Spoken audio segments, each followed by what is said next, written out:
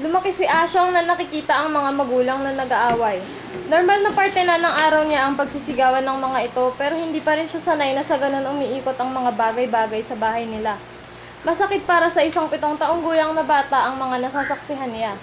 Malayo na nga siguro ang pangarap niya na magkaroon ng matahimik at masayang pamilya. Asan ka na naman nanggaling? Tinatanong pa ba yan? Sabi mo may meeting ka, di ba? Tinawagan ko yung headquarters, wala ka naman doon. Pwede ba? Tigilan mo muna. Sakit ng ulo ko. Saan ka ba talaga nagpupunta? Wala ka nang pakialam doon. Bakit? Paano ko lang pakialam? Mag-usap nga tayo.